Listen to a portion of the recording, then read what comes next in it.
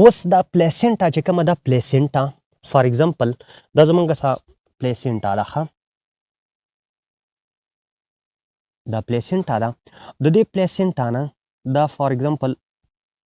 امبلایکل کارډ راغلی دی او دا دې ماشوم ته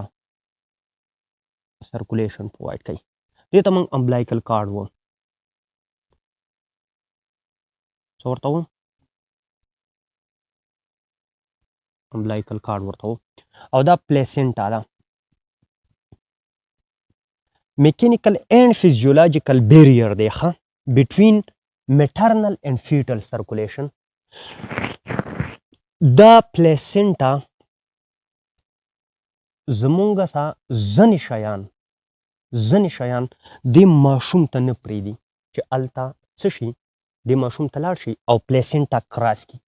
هغه شیان چې کومه پلیسنټا کراس کولی شي هغې ته موږ ټرانس پلیسنټل سبسټانسز وو اوس هر هغه سبسټانس چې هغه پلیسنټا کراس کولی شي او هغه د دې ماشوم د ډیولپمنټ دپاره ټاکسیک وي هغه د دې لپاره ډینجرس وي که چېرته مور د پریګننسي په دې اولني ټرایمیسټر کې د دغې سبسټانس یوز وکړي یا د هغې دا اډکټیو وي که چېرته دا یوز کړي که دا بای وش یوز کړي او که دا بای مسټیک یوز کړي او که دا ان انټینشنلی یوز کړي مطلب دې ته پته نشته دی چې زه پریګننټ یم کله کله داسې کېږي ښه اولني 3-4 هفتو کې کنفیوز کېږي لیټل بټ بلیډینګ راځي د هغې په وجه باندې نقصان یې دا دی کله چې دا ماشوم جوړیږي که دا چېرته الکولیک ابیوزري او دا شراب څکي یا دا سموکري دلته خو څوک نه څکي خو یورپین کنټریز کې بیا یا ویسټرن کنټریز کې هغې کې بیا څکي ښه که دا یا دا د انالجیسک استعمال وکړي یا دا داسې انټي بایاټک استعمال وکړي چې هغه ټیراټوجینک افیکټ لري نو بیا دا څه دي دا دې ته نقصان رسوي نو چې دا خبره تاسو ته یو کلیري چې هغه سبسټانسز چې کوم پلیسنټا کراس کولی شي په هغې کې زیاتره سبسټانس هر یو ستاسو د نیوټرینس د اکسیجن د هارمونزو یا د ایمیونوګلوبین نه علاوه داسې سبسټانس هم شته چې هغه دلته ځي اوس څنګه هغه کراس کوي هغه دا ممبرین کراس کولی شي صحیح ممبرین کراس کولی شي نو الریډي ما تاسو ته وویل چې په دې کې یو بیریر شته دی او دا شپږ ممبرین کراس کوي بیا به دلته ځي دا د دې خبرې د منشن کولو ډېر زیات اهمیت دی ما تاسو ته وویل چې په ډفرنټ ډیزیزز کې یا که تاسو په فیوچر کې مطلب میډیکل ته لاړئ هلته به بیا هیلپ درکوي اوس وګورئ دلته د ماشوم د سایډه کوریانیک ویلای رالی او د دې یوټراین وال چې کوم بلډ سرکولیشن دی هغه رالی د دې میټرنل بلډ